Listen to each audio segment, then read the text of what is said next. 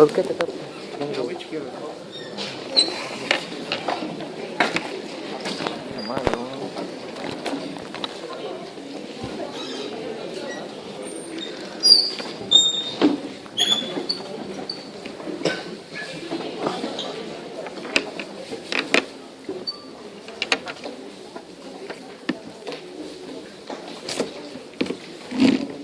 Vamos a dar inicio a esta clase que constituye el punto de partida del estudio de la inmunidad adquirida. La semana pasada ustedes han desarrollado el tema de inmunidad innata y hoy día queremos empezar el tema de inmunidad adquirida. En este interactivo que les muestra, parte de la clase está resumida acá. Una célula reconoce un antígeno, lo incorpora, lo degrada, lo asocia a moléculas del complejo mayor de histocompatibilidad y un linfocito T con su receptor específico lo reconoce. Hasta ahí es el tema de la clase de hoy día. Es decir, lo que queremos nosotros es mostrarles a ustedes el proceso por el cual una célula captura antígenos, los procesa, lo presenta y cómo y quién de las células T reconoce a esos antígenos. Para poder desarrollar la clase estamos considerando 6 aspectos. El primero, los actores principales de esta clase, células y moléculas que participan en la presentación de antígenos. Luego, qué características esenciales, necesarias tienen los antígenos. Y luego ya viene lo que es la presentación propiamente dicha por parte de la célula presentadora de antígenos. A continuación, las moléculas con las cuales se asocian los antígenos denominados complejos mayor de histocompatibilidad, cómo en el interior de una célula se procesan estos antígenos y finalmente, cuál es el significado fisiológico de esta presentación de antígenos unidos al MHC.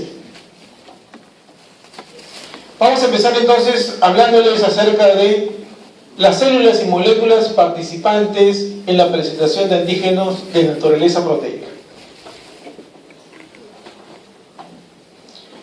Y empezaremos hablándoles acerca de las células participantes. Como ustedes ven en la transparencia, son 2 las células participantes: la célula presentadora de antígeno y la célula efectora. En relación a la primera, la célula presentadora de antígeno de tipo profesional son la célula dendrítica, los macrófagos y los linfocitos B. Y en relación a la célula efectora son los linfocitos T. En la parte derecha ustedes pueden observar que una célula presentadora de antígeno identifica a un antígeno, en este caso un microorganismo, lo fagocita, lo ubica en una estructura conocida como fagosoma, se forma el fagolisosoma. La formación de eso da lugar a que el microorganismo sea degradado, luego es degradado a péptidos y finalmente estos péptidos van a aparecer en la superficie de esta célula. Son estos péptidos los que va a reconocer la célula efectora del linfocito T. El péptido puede ser degradado adicionalmente en moléculas mucho más pequeñas y eliminado. La clase va a estar dedicada a hablar de todo este fenómeno, desde la incorporación hasta finalmente la expresión en la superficie de la célula. Y por otro lado, debemos de considerar las moléculas. Y hay 2 moléculas importantes en ese proceso de presentación. Unas que están presentes en la célula presentadora de antígeno y la otra en la célula efectora. En la célula presentadora de antígeno, la molécula de vital importancia son las moléculas del complejo mayor de histocompatibilidad. Y en el caso de la célula efectora es un receptor de la célula llamado TCR. En el gráfico de la derecha ustedes pueden observar la presencia de un macrófago que puede llegar a ser una célula presentadora. Este macrófago reconoce al microorganismo, lo endocita, ese es el paso 1, y empieza el proceso de degradación de este microorganismo en péptidos. Por otro lado, ustedes pueden observar dentro de esta célula que también es capaz de sintetizar moléculas del complejo mayor de histocompatibilidad, aquí de color verde. En la parte inferior tienen la célula presentadora de antígenos que ha unido estos péptidos provenientes del microorganismo con la molécula del complejo mayor de histocompatibilidad y luego la ha expresado en la superficie de la célula. Tenemos entonces una célula que tiene en su superficie moléculas del complejo mayor de histocompatibilidad asociados al antígeno. Y aquí ya tenemos los dos actores que hemos mencionado, el antígeno y la célula presentadora.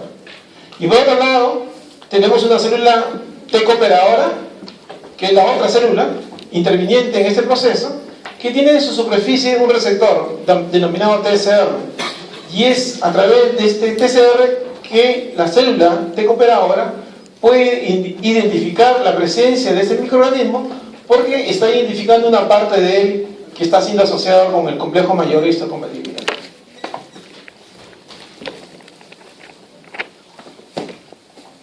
¿Qué características tienen estos péptidos que han sido obtenidos en la célula presentadora? Ustedes observan en el gráfico de la derecha un linfocito T que tiene en su superficie un receptor denominado TCR. Este TCR es el responsable del reconocimiento del antígeno. Y por otro lado, ustedes tienen en la parte superior una célula hospedero que expresa en su superficie una molécula mayor del complejo mayor de histocompatibilidad y está asociada a una molécula denominada un péptido. Normalmente, los organismos están constituidos por macromoléculas. Una de estas macromoléculas son las proteínas. Y las proteínas tienen una composición, una configuración de estructura terciaria y algunas cuaternaria. El linfocito T es incapaz de reconocer la estructura tridimensional de la molécula. Lo que reconoce el linfocito T es la estructura primaria, en este caso representado por un péptido. Eso significa entonces que esta célula del hospedero y la célula presentadora de antígeno tiene que degradar, tiene que procesar ese antígeno hasta tener péptidos. Péptidos que son lineales, porque están constituidos por aminoácidos. Esos aminoácidos son los que van a ser asociados al complejo mayor de histocompatibilidad. Y solamente así, este linfocito T va a ser capaz de reconocer a este antígeno proveniente de una molécula o de un microorganismo. Hay algo más. Este linfocito T, como ustedes saben, a estas alturas del curso, está clasificado en varias subpoblaciones. Dos de las más representativas son los linfocitos TCD4 y los linfocitos TCD8. Cuando el origen del antígeno es extracelular, y ya veremos luego cuál es la base celular de esto, ese antígeno se asocia a un tipo de MHC y es reconocido solamente por un tipo determinado de linfocito. Si el antígeno entonces es extracelular, será reconocido por los linfocitos TCD4. Si el antígeno es de naturaleza citosólica, es decir, es endógena, el linfocito que va a reconocer ya no va a ser el TCD4, sino va a ser el TCD8. Esas entonces son las características que deben tener los antígenos para ser reconocidos por los linfocitos T. Y hay un concepto asociado al complejo mayor de histocompatibilidad llamado restricción del MHC.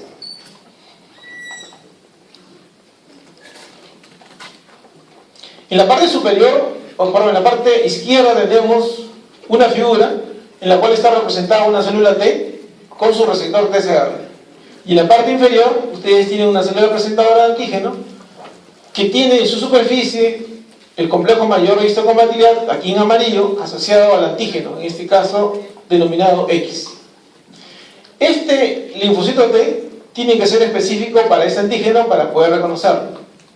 Pero no solamente este TCR es capaz de reconocer el antígeno, tiene también que reconocer al complejo mayor de histocompatibilidad, a esta molécula, para que se dé un reconocimiento y una respuesta por parte de esta célula T.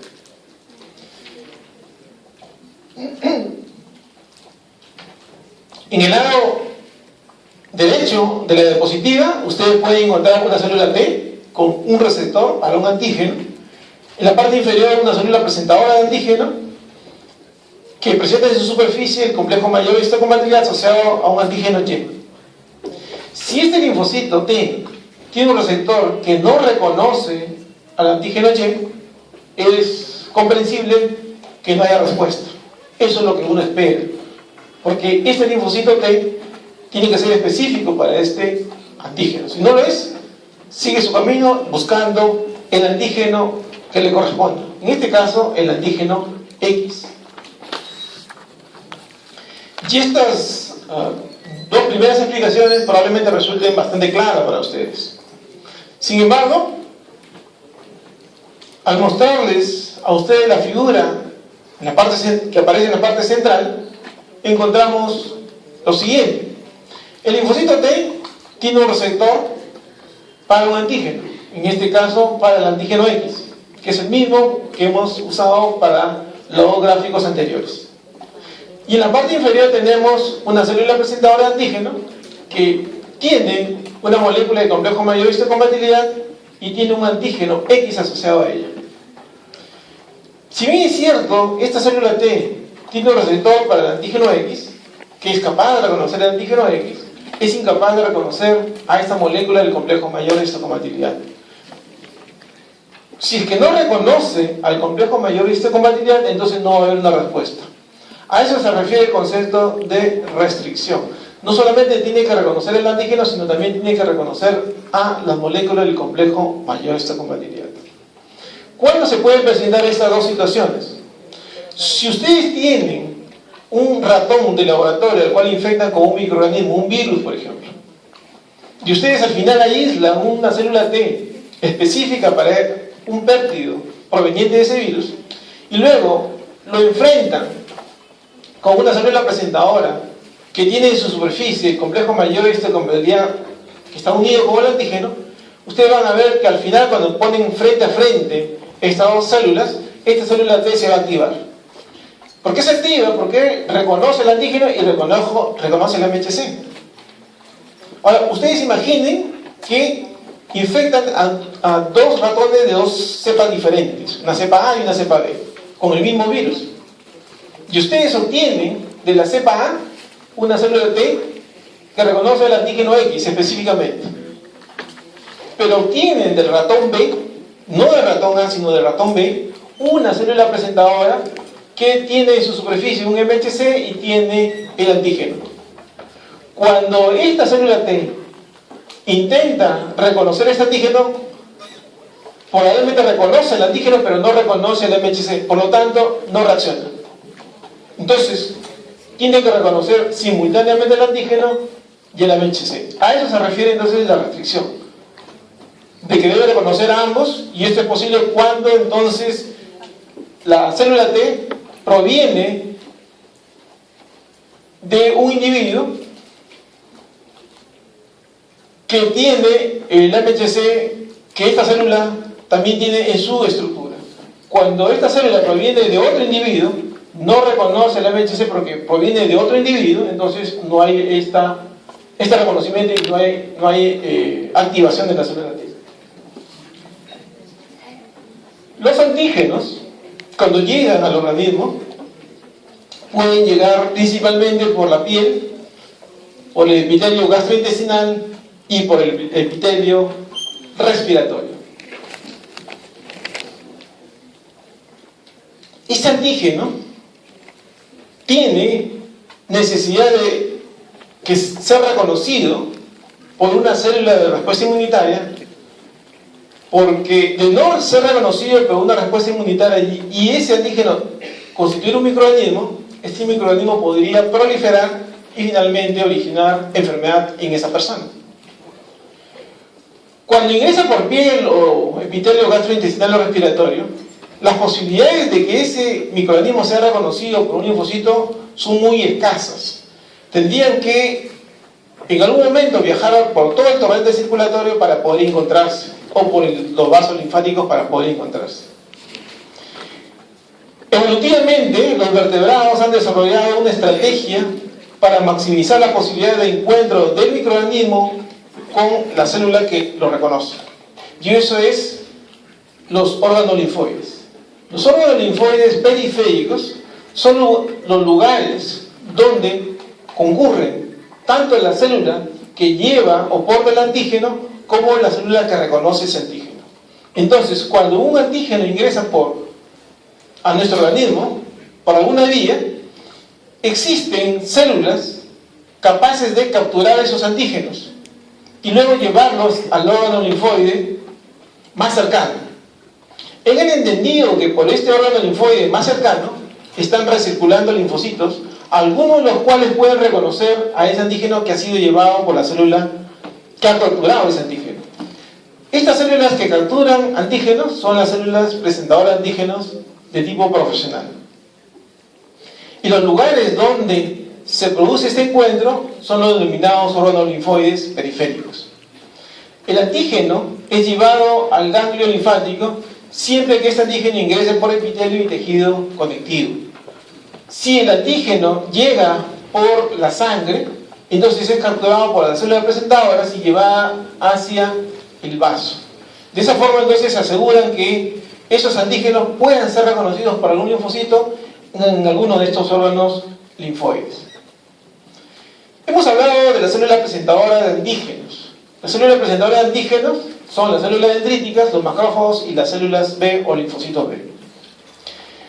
Estas células son las únicas que tienen la propiedad de presentar antígenos como una de sus actividades principales.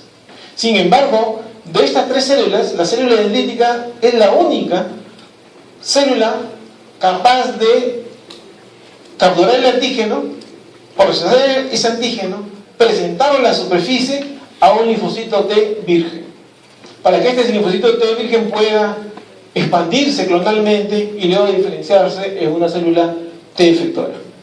En cambio, el macrófago y los linfocitos B son células que sí tienen la posibilidad de procesar antígenos, pero principalmente se utilizan para activar células que ya con anterioridad tuvieron un encuentro con ese antígeno. Por eso se denominan células T efectoras y de esa forma cumplir una función determinada. Si la célula presentadora es un macrófago y presenta el antígeno a una célula T efectora, la respuesta de esta célula efectora, que ya con anterioridad tuvo contacto con el antígeno, es activar al macrófago con la finalidad de que este macrófago pueda destruir lo que ha fagocitado. Eso constituye la base de lo que vamos a ver en una clase denominada inmunidad celular. Y por otro lado, si el linfocito B es la célula presentadora de antígeno y va a activar a la célula T efectora, esta célula T efectora, como respuesta a este proceso, lo que va a hacer es activar a la célula B para que esta célula B se diferencie de la célula plasmática y pueda producir anticuerpos. Y esa es la base del otro tipo de respuesta denominada inmunidad humoral. Las células dendríticas han sido clasificadas de varias formas. Dentro de las poblaciones más importantes de las células dendríticas tenemos las células dendríticas tradicionales, que se ubican en piel, en epitelio, en órganos linfáticos, en intersticio de los órganos parenquimatosos. Y hay otra población denominada células dendríticas plasmocitoides. La primera, las células dendríticas tradicionales, son importantes en la respuesta inmunitaria adquirida contra la mayor parte de los microorganismos. En cambio, las células dendríticas plasmocitoides, por el tipo de citocinas que producen, son importantes para combatir la infección por virus, porque estas células plasmocitoides van a producir interferón. Cuando la célula dendrítica está ubicada en un tejido, esta célula dendrítica está en una condición denominada inmadura. Y en esa condición tiene algunas propiedades. Cuando esta célula está en la condición inmadura, tiene la capacidad de fagocitar los microorganismos. No solamente lo fagocita, sino tiene la capacidad de procesar ese antígeno. Cuando digo procesar, significa que es capaz de degradar ese antígeno en pequeños péptidos. Esta célula inmadura expresa en su superficie un número reducido de moléculas del complejo mayor de histocompatibilidad clase 1 y clase 2 y a otras moléculas coestimuladoras necesarias para activar linfocitos T. Y además expresa cantidades muy reducidas de un receptor de quimiosina denominado CCR7. Estas y otras propiedades están asociadas a estas células dendríticas en su condición, en su estado inmaduro. Cuando esta célula dendrítica entra en contacto con el microorganismo o con el antígeno en general, esta célula inmadura va a empezar un proceso de maduración. Entonces sus propiedades van a ir cambiando paulatinamente hasta convertirse en una célula madura. Cuando ya está en la condición de célula madura, su capacidad de fagocitar disminuye notablemente, su capacidad de procesar también. Pero como contraparte, lo que ocurre es que va a expresar una mayor cantidad de moléculas del complejo mayor de histocompatibilidad clase 1 y clase 2. Y también va a expresar una mayor cantidad de los receptores CCR7. Ahora, ¿por qué esto es importante? Porque una vez que esta célula que está en la condición madura, interesa que esta célula sea capaz de presentar el antígeno que ha fagocitado y ha procesado, cosa que no puede hacer una célula en un estado inmaduro. Entonces, en esta condición, en estado maduro, entonces sí ya pueda poder activar a los linfocitos T correspondientes. Cuando ingresa el antígeno al hospedero, tiene que haber una célula dendrítica capaz de detectar a este microorganismo como extraño. ¿Cómo lo detecta como extraño? Utiliza los receptores que reconocen patrones. ¿Qué receptores que reconocen patrones? Los receptores tipo TOL, tipo lectina, tipo manosa. Entonces, el microorganismo puede presentar en su superficie manosa. Entonces, el receptor de manosa va a reconocer ese antígeno. Puede presentar en su superficie un péptido glucano, puede presentar una flagelina, puede presentar el RNA, etc. Tiene que haber un receptor tipo TOL que reconozca entonces a estos microorganismos. Una vez entonces que la célula dendrítica reconoce, estamos hablando de un proceso entonces de captura del antígeno. Y ese antígeno que va a ser capturado va a originar que esta célula dendrítica se active. Ya empieza el proceso entonces de maduración de esa célula dendrítica. Y en este proceso de interacción de la célula dendrítica con el microorganismo va a generar la producción de citocinas. Esas citocinas son importantes porque van a permitir, entre otras cosas, que esta célula dendrítica se desprenda del lugar donde está ubicado. Aquí está unido firmemente a ese tejido, pero cuando se activa esta célula dendrítica va a empezar el proceso de desprendimiento.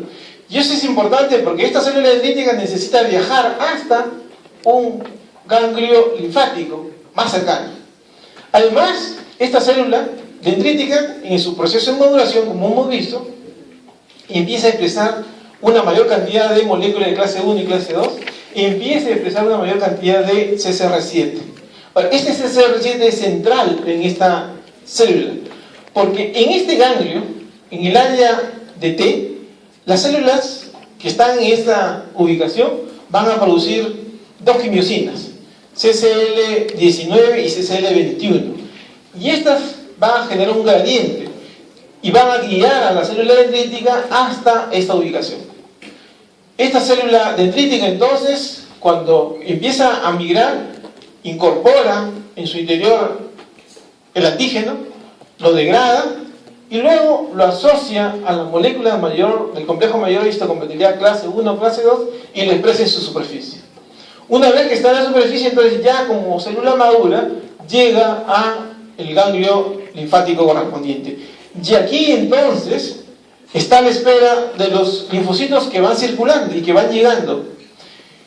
Esta célula dendrítica, como tiene varias zonas interdigitantes, en cada una de ellas puede expresar cientos, miles de moléculas del complejo de mayor histocompatibilidad asociadas con el antígeno. Y por lo tanto, tiene la posibilidad de interactuar simultáneamente con muchos linfocitos T. Alguno de estos linfocitos T podría reconocer el antígeno. Si no lo reconoce, este linfocito sigue su camino, buscando a otra célula dendrítica que le presente el antígeno correspondiente. Entonces, lo que aquí se logra es maximizar el encuentro entre la célula que presenta un antígeno proveniente de algo extraño, de un microorganismo, por ejemplo, y el linfocito que tiene la posibilidad de reconocer a ese antígeno. Y de esa forma, si se produce este reconocimiento, ese es el inicio de la activación del linfocito T, para que al final, después, se produzcan células T efectoras y algunos productos que van a llegar al lugar donde inicialmente ingresó el microorganismo. Este proceso demora días, y es por eso que la respuesta inmunitaria, como ustedes han visto en la clase inaugural, les han dicho que es una respuesta tardía, que puede durar una semana, 10 días, 15 días o más, a diferencia de la respuesta inmunitaria innata, que es inmediata.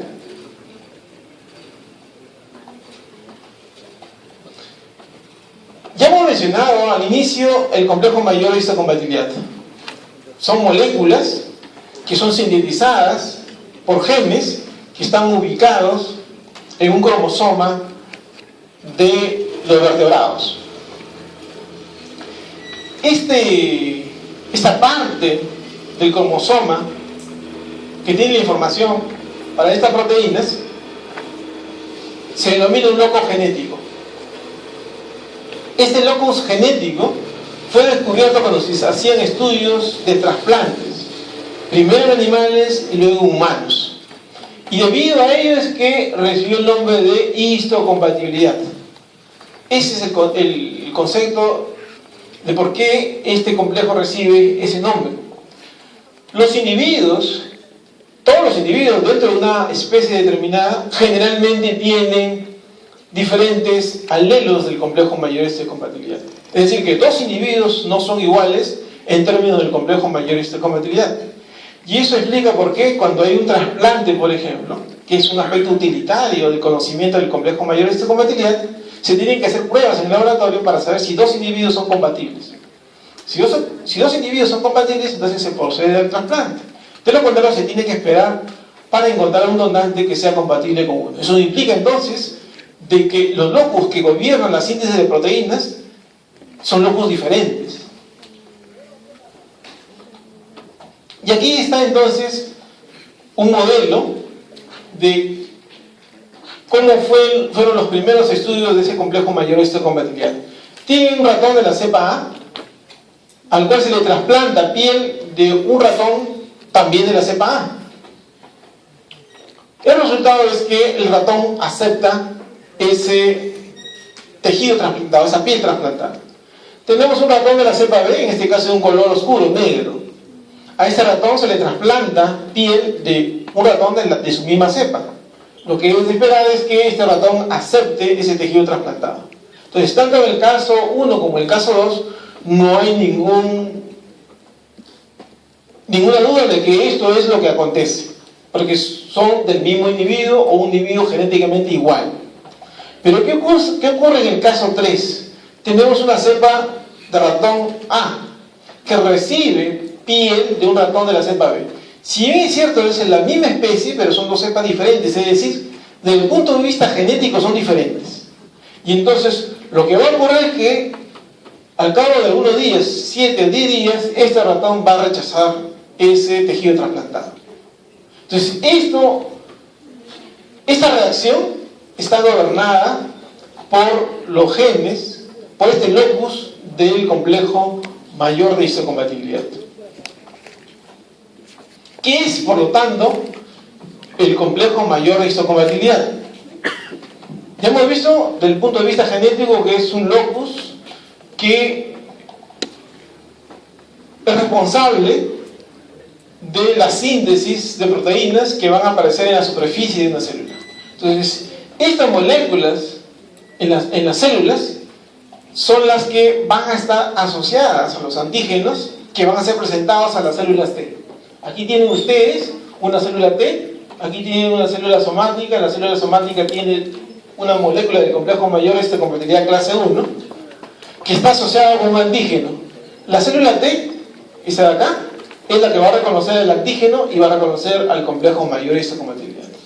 Entonces, esa es la función del complejo mayor histocompatibilidad. El hecho de que tenga un aspecto utilitario, es decir, que nosotros lo usemos para poder hacer trasplantes, es un aspecto utilitario no contemplado originalmente en la naturaleza.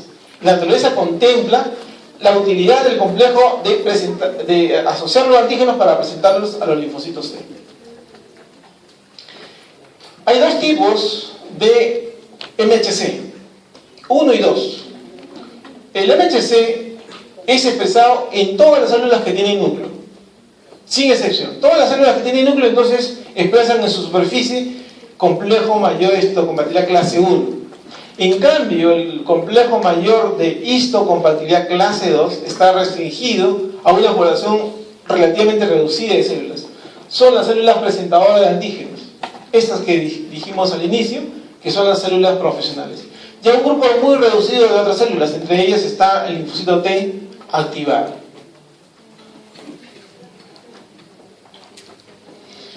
Ya desde el punto de vista genético, aquí tienen ustedes una representación de cómo está organizado el MHC. Este MHC está ubicado en el brazo corto del cromosoma 6, en el caso humano, y ocupa una región relativamente grande, si hablamos del punto de vista genético, aproximadamente unas 3.500 kilobases. Para tener una idea de cuán grande es, comparemos el tamaño de este locus del MHC con el genoma completo de una bacteria, como por ejemplo Escherichia coli. El genoma completo de una bacteria como Escherichia coli pesa 4.500 kilobases.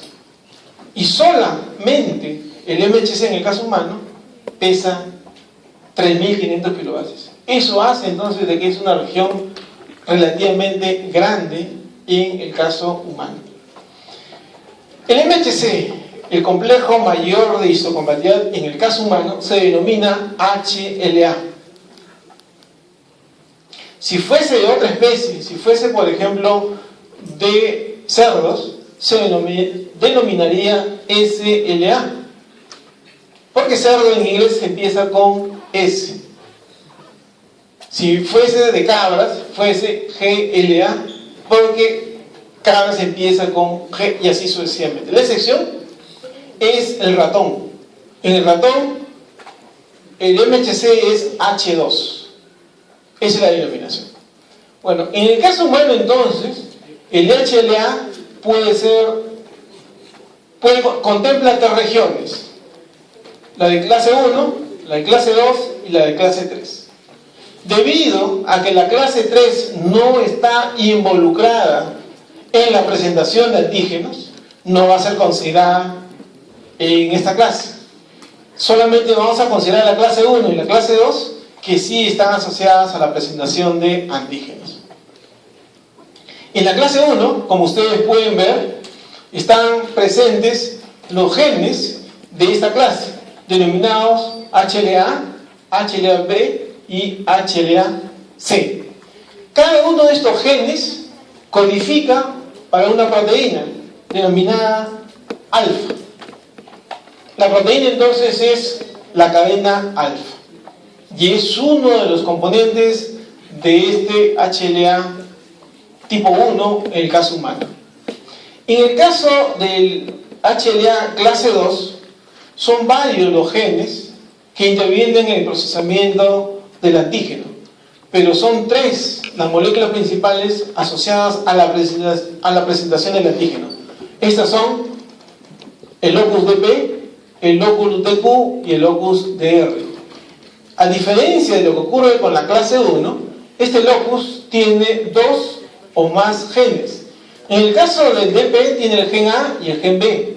En el caso del locus DQ, el gen A y el gen B. Pero en el caso del DR, tiene un locus A, un gen A, y además tiene más de un gen para la otra cadena, que es B. Por lo tanto, en el caso de la HLA clase 2, son dos las cadenas que se sintetizan. El HLA DPA sintetiza la cadena alfa. El HLA DPB sintetiza la cadena beta. Y así para el caso de DQ y DR. Tanto los genes de la clase 1 como en la clase 2 tienen la misma función. Todos tienen la misma función. Por eso, a pesar de que tienen la misma función, están presentes en los vertebrados. Por esa razón, se dice que el HLA son poligénicos, porque existen varios genes que cumplen la misma función. Además, ustedes deben tener presente que en el caso humano tenemos 44 cromosomas somáticos y 2 sexuales. La mitad proviene de uno de los padres y la otra mitad del otro de los padres. Por lo tanto, nosotros tenemos 2 cromosomas 6. Si tenemos 2 cromosomas 6, entonces tenemos un HLA-A proveniente del papá y un HLA-A proveniente de la mamá. Igual ocurre para el B y C y para los otros genes o locus de un individuo. Entonces, si consideramos nosotros solamente los genes de clase 1 de un individuo humano, la pregunta sería: ¿cuántos productos de estos genes podrían estar presentes en la superficie de una célula presentadora o una célula nucleada? Porque todos los tienen en clase 1. ¿Cuántos productos pueden estar presentes en la superficie de una célula nucleada? 1, 2, 3, 4, 5 o 6.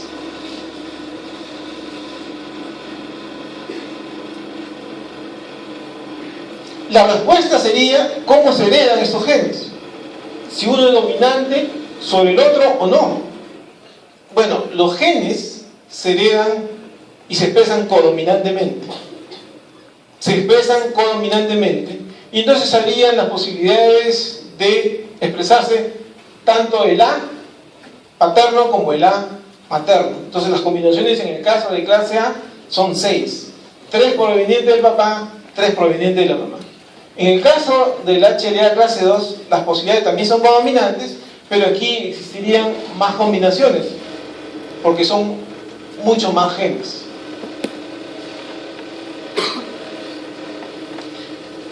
En cada uno de estos locus hemos dicho que está presente un gen, pero en cada locus el gen no es el mismo. Ese gen que no es el mismo se denomina, eso lo han visto en biología celular, alelos. Entonces, para cada locus entonces existe un número determinado de alelos. Para el año 96, para el caso, por ejemplo, del locus B del MHC clase 1, existían 111 alelos reconocidos. A medida que ha ido transcurriendo el tiempo, se han ido encontrando más alelos en la población humana. Y ya para el año 2007, que fue la fecha en la cual se publicó o utilizó este libro, los datos, había 728 alelos para el gen B en el caso humano. Para el año 2013 esa cifra se había incrementado a aproximadamente 1200 alelos, y probablemente para este 2014 esa cifra haya seguido en aumento. Es decir, que un individuo en la especie humana tiene efectivamente un gen, un alelo B. Si nosotros analizamos a otro individuo, probablemente encontremos un segundo alelo. Y si seguimos analizando a los diversos individuos, vamos a encontrar que sus alelos en la posición B es diferente. Eso hace entonces explicable por qué cuando se comparan a nivel de las moléculas de MHC de clase 1 y clase 2 entre dos individuos, encontramos que no son diferentes. Y eso hace por eso difícil encontrar un donante. que tenga más o menos la misma composición de alelos y de esa forma garantizar o tener éxito un trasplante.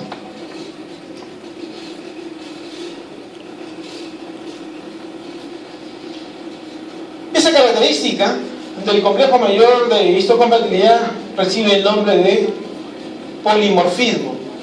Es decir, todos los alelos tienen la misma función, pero son diferentes. Y eso tiene una ventaja evolutiva en la especie que tiene un alto polimorfismo de sus alelos del complejo mayor de histocompatibilidad. Y lo podemos ver en el siguiente ejemplo.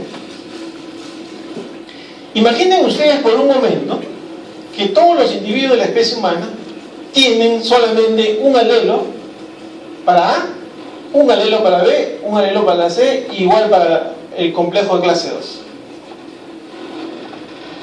Y que en la especie humana, un individuo de la especie humana, por ejemplo, se infecte con un agente infeccioso.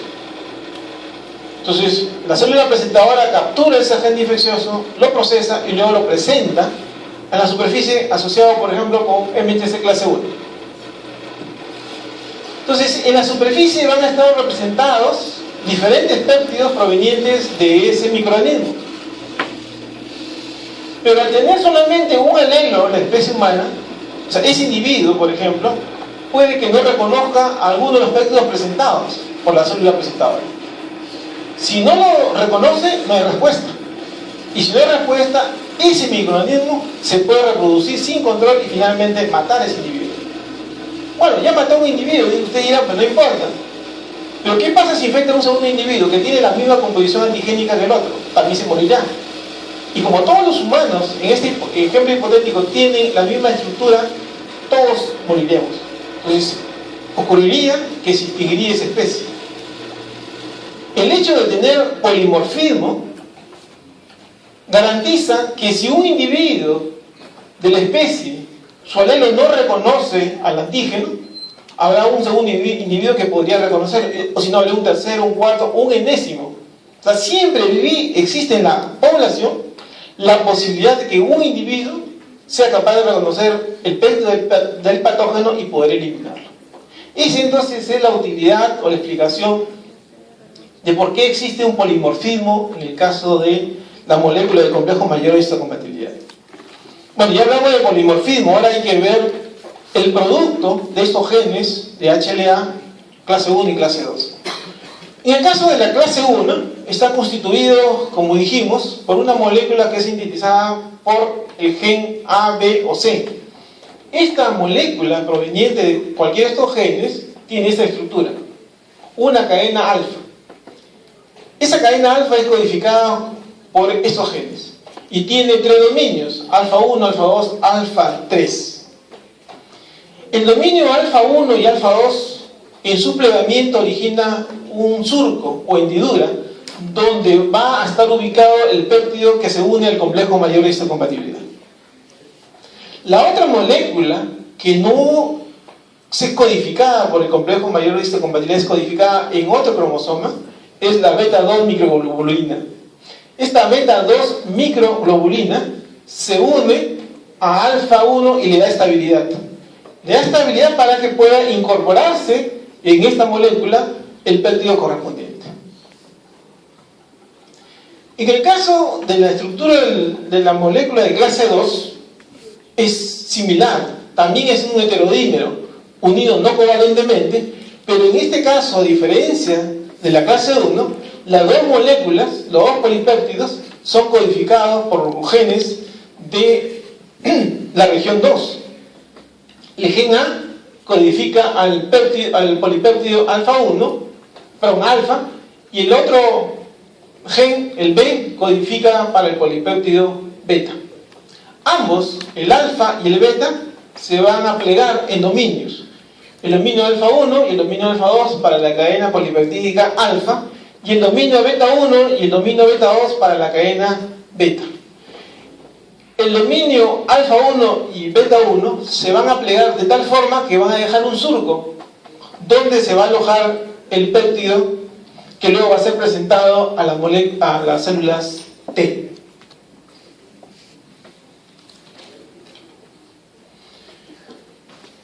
Las moléculas de clase 1 y clase 2 tienen semejanzas y tienen algunas diferencias. Por ejemplo, la diferencia es notable y es evidente por lo que acabamos de explicar, es su composición. Las moléculas de clase 1 tienen una cadena alfa codificada dentro de la región clase 1 y luego una beta-2 microglobulina que no está codificada en esa región. Ambas están unidas covalentemente y aquí aparecen los pasos moleculares. En cambio, en las moléculas de clase 2, que están codificadas dentro de la región 2, uno por el gen A y otro por el gen B, tenemos la cadena alfa y la cadena beta.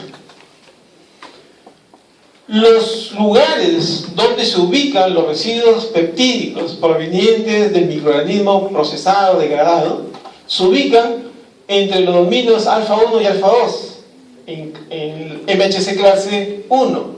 En cambio, en MHC clase 2 están entre alfa 1 y beta 1, como vimos anteriormente. El tamaño de los péptidos que se ubican en estos surcos o hendiduras es diferente. El tamaño del péptido que se ubica en el MHC clase 1 es entre 8 y 10 u 8 y 11 aminoácidos. En cambio, el tamaño del péptido que se ubica dentro del surco que está ubicado entre los dominios alfa 1 y beta 1 del MHC clase 2 tiene un tamaño de entre 10 y 30 aminoácidos y el promedio es alrededor de 12 a 16 aminoácidos. Entonces es una diferencia enorme. Y esta nomenclatura ya lo hemos dicho hace un momento. Para clase 1 es HLA-A, HLA-B, HLA-C. Uno proveniente del paterno, uno proveniente del materno y se heredan codominantemente. Para la clase 2, HLA-DR, DQ y DP. También se heredan codominantemente. Ya tenemos nosotros entonces hasta este momento descrito las células que capturan el antígeno y procesan el antígeno, y ya tenemos también hasta este momento descrito las moléculas del antígeno, o sea, qué características tiene el antígeno proveniente del microorganismo y qué características tienen las moléculas que se asocian a este antígeno, que son las moléculas del complejo mayor de histocompatibilidad.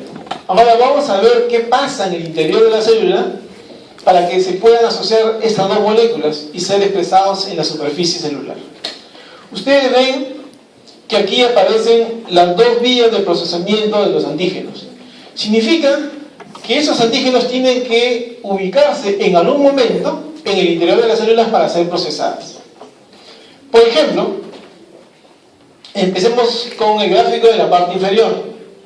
El microorganismo es endocitado. Esto ocurre cuando el microorganismo, por ejemplo, es un organismo extracelular. Se va a formar un endosoma y en este endosoma se va a degradar ese antígeno. Y vamos a tener aquí entonces los péptidos que hemos hecho referencia a lo largo de la clase. Por otro lado, en el retículo endoplasmático se está sintetizando la molécula de clase 2 del complejo mayor de histocompatibilidad. Y como vemos, están en dos compartimentos diferentes. En algún momento, entonces, estas moléculas del complejo mayor de histocompatibilidad clase 2, vía una vacuola exocítica, se va a unir al endosoma. Y en ese momento van a estar juntos tanto el péptido como la molécula del complejo mayor de histocompatibilidad. Y es en este momento en el cual el péptido va a ocupar el surco en el complejo mayor de histocompatibilidad. Esto está en una vacuola y luego esto va a llegar a la superficie y va a ser expresada en su superficie. Tenemos entonces el complejo mayor de histocompatibilidad asociado al antígeno. Y esto va a ser reconocido por las células T CD4. En cambio, en la otra ruta, en la otra vía, el antígeno es citosólico. Entonces, el antígeno está presente en el citosol de la célula, va a ser procesado en péptidos, y estos péptidos van a tener que ingresar al lugar donde se está sintetizando las moléculas de clase 1, que es en el retículo endoplasmático. Aquí entonces se asocian los antígenos provenientes del citosol con la molécula de clase 1. y luego abandonan el retículo endoplasmático vía Golgi y trans-Golgi y aparecen en la superficie de la célula. Entonces ya tenemos en la superficie de la célula las moléculas del complejo, el antígeno asociado, y ahora sí puede ser reconocido por la célula TCD8 vía su TCR. Vamos a hablar en detalle acerca entonces de este reconocimiento, de esta asociación. Aquí tienen ustedes una proteína que es una proteína citosólica. Esta proteína citosólica, una estructura, algún mecanismo es utilizado para degradarla. Van a originar péptidos que van a estar en el citosol. Por otro lado tenemos en el retículo endoplasmático, tenemos la molécula de clase 1. Esta molécula de clase 1 están en otro compartimento. Entonces estos péptidos tienen que ser llevados, tienen que ser transportados al interior del retículo para que se puedan asociar a la molécula de clase 1. Una vez que están asociados, mediante una vesícula exocítica, van a aparecer en la superficie de la célula. Esta puede ser una célula nucleada o puede ser una célula presentadora. ¿Quién reconoce a este antígeno que proviene de algún microorganismo? Un linfocito TCD8. Ahora sí, entonces con esto en mente podemos ir un poco en mayor detalle acerca de cómo es este proceso de obtención de los péptidos cuando el antígeno tiene ubicación citosólica. Imaginen ustedes una célula que es infectada por un virus. El virus toma control de la maquinaria sintética de esa célula. Y lo que hace finalmente es que en el citoplasma o citosol de la célula aparezca su ARN mensajero asociado a los ribosomas.